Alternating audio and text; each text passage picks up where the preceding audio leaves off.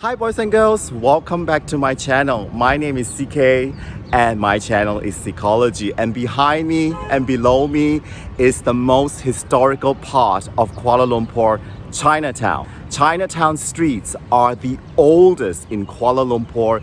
It is just a stone throw away from the birthplace of Kuala Lumpur, where the River Gombak and the River Klang meet.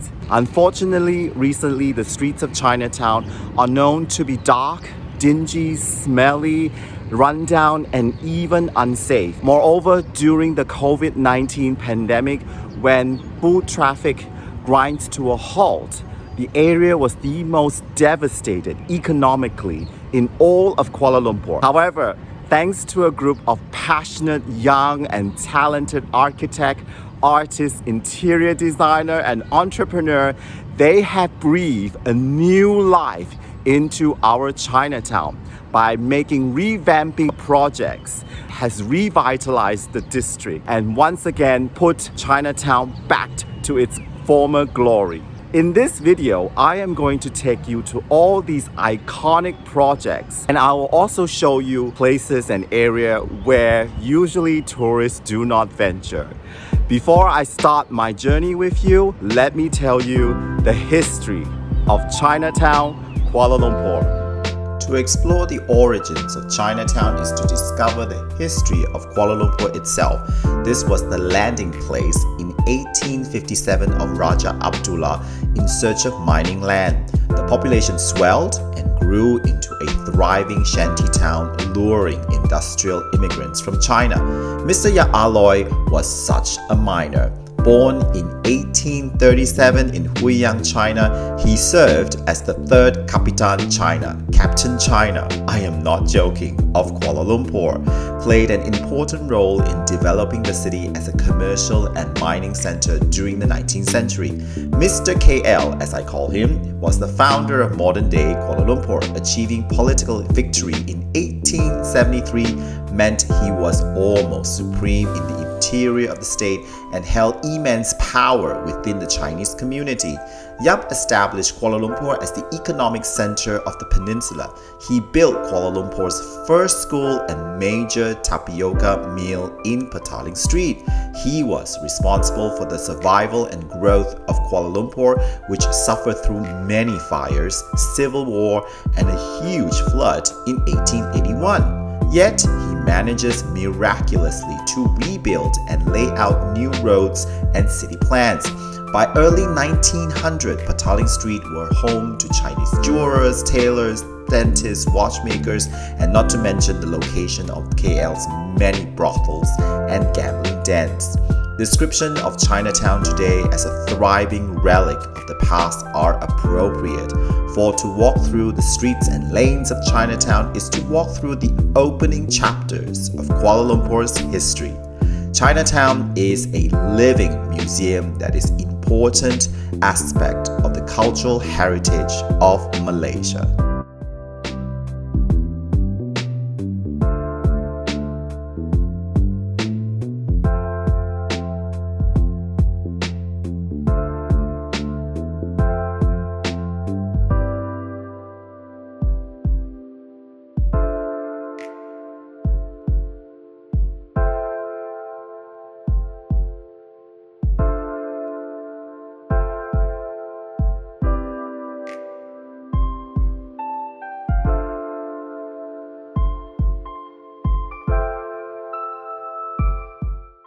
So I just checked in at Tianjin Hotel. Tianjin means airways, and they are all about ventilation here. So let's check out my room. 7. Ooh, that's my old grandma phone. This piping is so cute. Not to mention, this is a spittoon, so I can spit in it. So cute. To show you the bathroom. This is my bathroom. Cool. Do my business here. Very nice. So every room has an open air space, and that's my shower. And don't forget these blinds, these old style coffee kopitiam blinds. They are also installed here. Really love this hotel. These airways can be open. It's the middle of the day, but it's so cooling here. These wall panels, original, very Nanyang flavor. When we say Nanyang, it's when Chinese people refer to the Southern Sea. So this is like very Nanyang, very Peranakan flavor, but very classical colonial too. If you think you have gotten the best bargain in Chinatown, well, think again.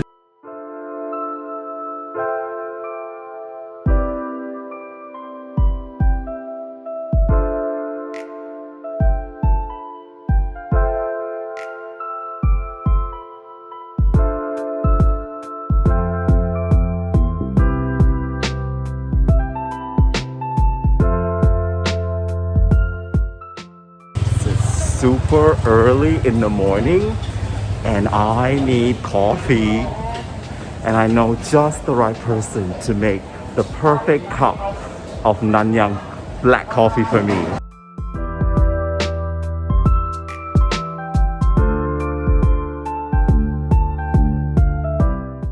The back street of Chinatown is where you find the best coffee and the best breakfast. Foo Hwa has been here for 3 generations now, and this is the place where I really like to have my coffee in the morning. Lots of chatty uncles.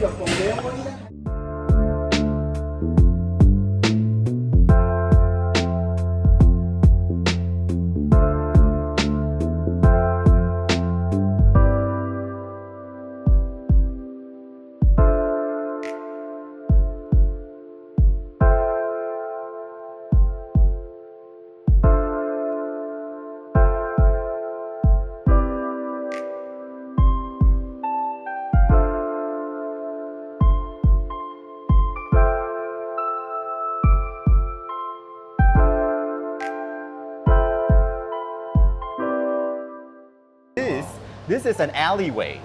This is a road. This is not even a building.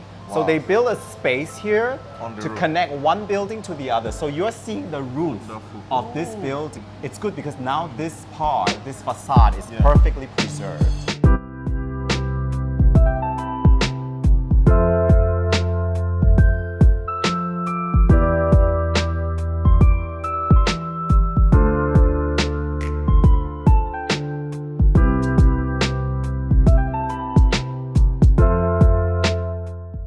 This matcha cafe is pure minimalism at its best.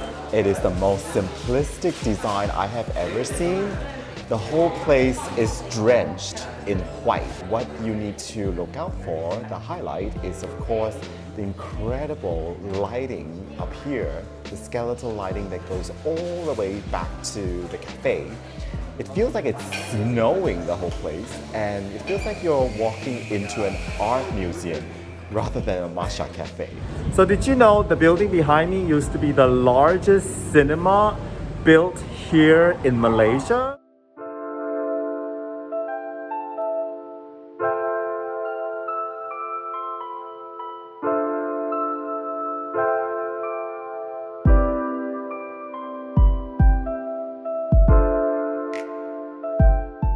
Here we are at Rex KL, completed in 1947. When it was completed, it was the largest theater cinema in all of Malaysia, and this is where all the Hollywood movies screen here. All the box office Hollywood movie would screen here in the 1950s and 60s. Sadly, it had a fire in the 70s and it was closed in 1972. It resumed again, but it was closed down again in 2002. But it reopened in 2007 as a hostel, the Red Dragon Hostel, but it had to close down later that year because of another fire. It miraculously survived, and now it is repurposed for a brand new space for artists and a new commercial hub.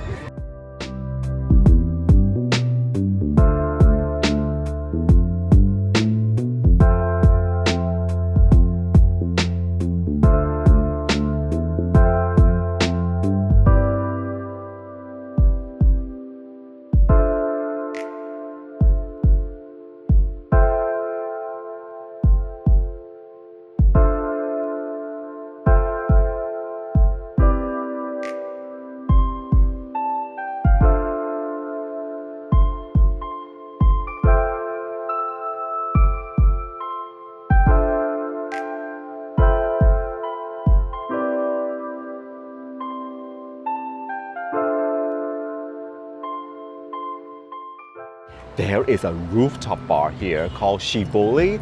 They make very good cocktail, and the view here, oh my god, the view here, you really have to come to see it for yourself. The view here is spectacular. So come to Rex KL, it has completely changed now.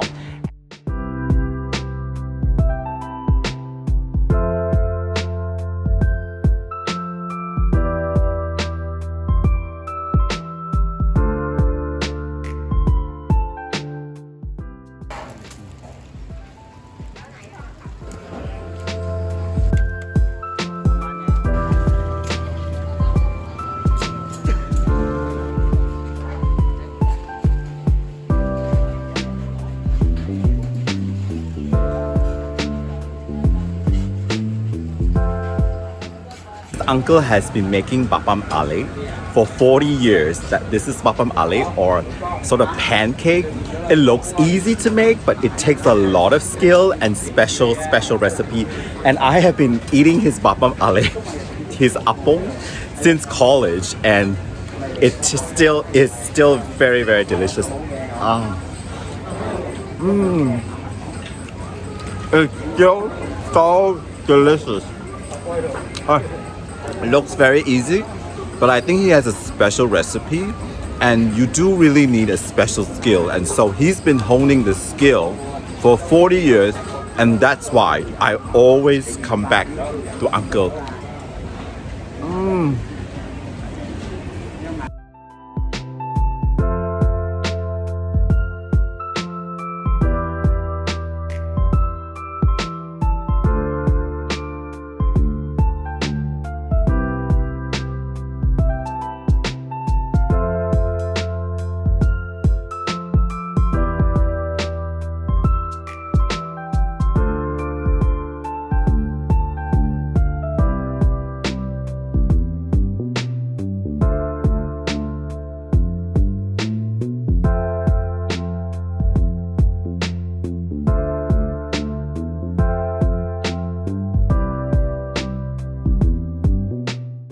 Cafe 16 is one of only few coffee shops to offer specialty coffee. It is situated in an unusually long shop houses, punctuated not only one, but by two open courtyards. It really splits the coffee shop into three different sections, but the interior designer have really seamlessly put together all these three sections into a very timeless and open air space that is very relaxing and inviting. I'm having their specialty coffee, the Colombian beans. I heard it's a bit flowery and a bit sour, so I'll give it a go.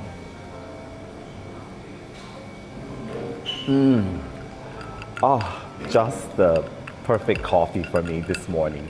So yeah, this place, the walls, the high walls, again, the high walls are the highlights, and it is connected to their sister company, a chocolate shop next door. And I must say they did a fantastic job retaining the staircase and the courtyard decoration, minimalism, zen-like, perfect.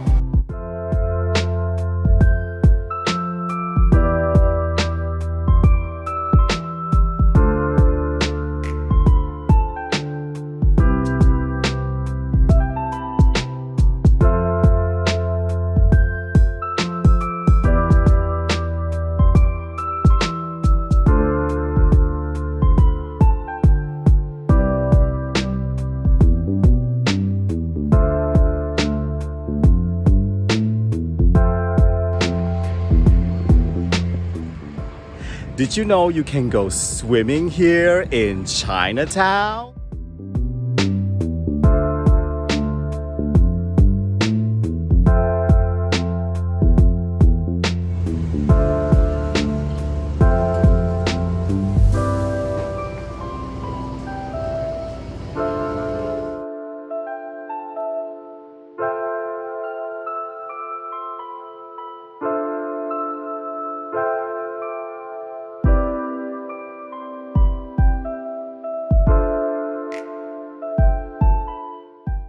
This furnishing reminds me of my childhood back in Georgetown. We do have neighbors like that who have furnitures like that. It really brings back my childhood memory, and this place, they've done a fantastic job showcasing the owner's exquisite collection of antique furniture. This feels very Chinatown to me.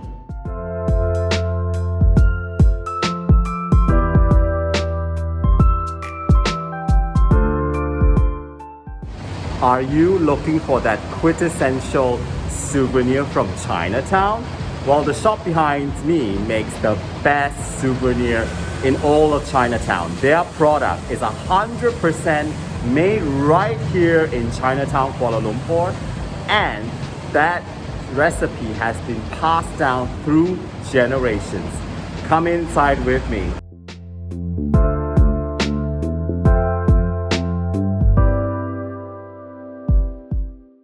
This is the oldest biscuit shop in all of Kuala Lumpur, established 1909.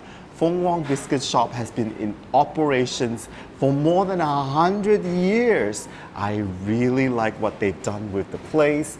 They've completely opened up the space, seal off the alleyway with the glass rooftop that everybody can sit comfortably eating biscuit inside. They also trashed the front wall. The walls are now completely glass see-through window.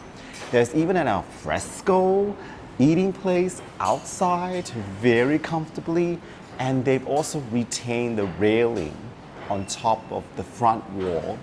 It really feels like you are entering a boutique shop rather than a traditional biscuit shop here in Chinatown. They are, of course, famous for all their pastry and traditional biscuit. This is the wedding bean, black beans. And this is the Kaya puff. They do husband biscuit, wife biscuit. They do Swiss roll, all the traditional Chinese biscuit you can see. And you can even see them doing the biscuits as well. This is really old meets new, modernizing your brand, modernizing an old traditional brand. This place is incredible. You really have to come. But beware, on weekends, this place is completely packed with people. You can't even come in. But do visit it. It is right here at Jalan Sultan here at Chinatown.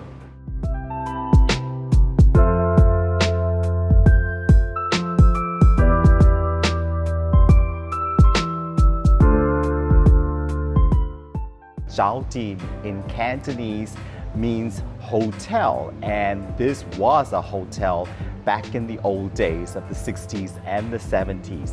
In 2018, they re-renovated this place and turned it into a bar/restaurant. And I really love what they've done to this place. The switches here are original, over 100 years old. The staircase, the elegant staircase they retain, and also the concierge desk. It's really, really gorgeous. It's like those old hotel days where you see concierge desks like that in the old days. They have a special private place upstairs, and they're putting up all the local artists painting, which is turning this place into kind of like an art museum. The lighting, I must say, the lighting is really well positioned. They all use the old railing to put up all the low lightings. Super, super elegant. And at nighttime, this space is a mini concert. I am so super impressed. Come to Jao Tim.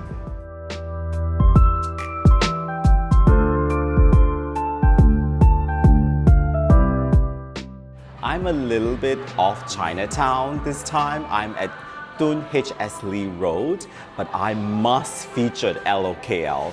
Working with heritage building is not an easy task. Usually these buildings are long and narrow and difficult to work with because you need to preserve some of the original elements, but you want to add in your futuristic, modern, timeless furnishing and pieces. But LOKL has done an incredible job doing just that. They've retained most of the facade of the building is original. The ceiling on the second floor is also original. Of course, the walls are completely untouched, and they've opened up the space into several sections where you feel that the space is a welcoming space and the vibe is great to have your coffee. They also have the alfresco backyard dining area, which I think was fabulous. The centerpiece is actually the coffee counter. Usually the coffee counters are at the back or at the side, but they put their coffee counter right in front of the shop, which I thought was a really great idea.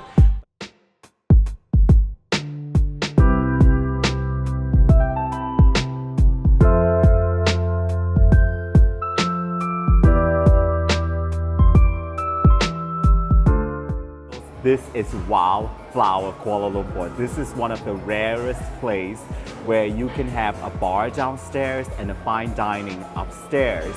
Downstairs is a very lively bar, very contemporarily decorated, situated right in the corner, so this wide open spacious. But downstairs there's also an exquisite private dining area that is done very, very exquisite. I love the bar. It's very lively. It's really bright open space opening up to Chinatown, and I am obsessed with the staircase. Coming up the staircase, it is a futuristic, bright red, bluish kind of like you're in a spaceship transported upstairs. And when you come up, it's opened up to this bright, incredibly high ceiling fine dining, which is very welcoming. I really like the contemporary and then the old mixture, kind of fusion kind of arrangement. It's absolutely exquisite. And there's a grill bar hanging right up from top of the bars downstairs. The plant arrangement here is super nice. And I must say, they have to win an award for this design. It's absolutely exquisite, superb. It offers an open, welcoming area for dining, but also privacy as well. This is Wildflower.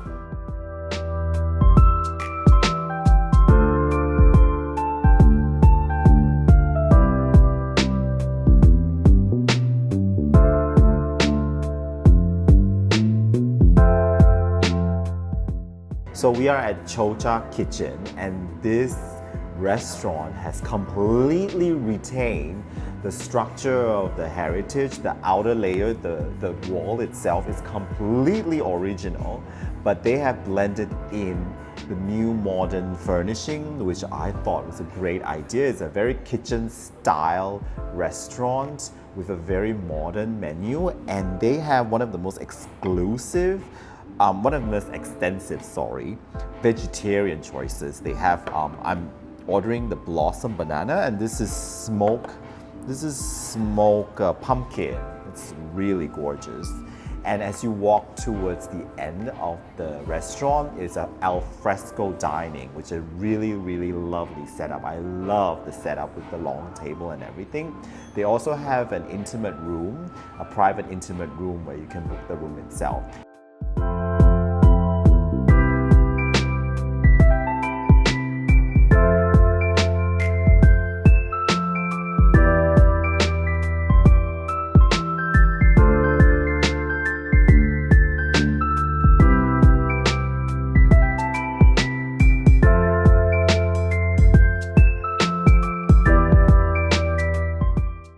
So here we are at the wonderful Botak Liquor bar. I love this bar.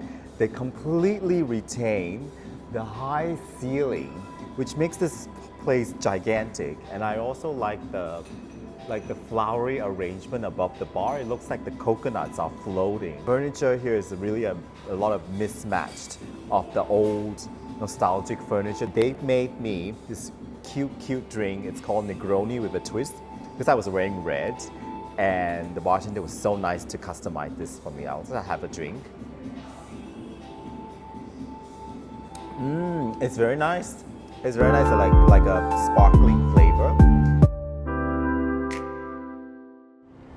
Thanks to the effort of the conservationists, Chinatown Kuala Lumpur is once again the hippest place to eat, drink, wine, dine, and hang out with your friends.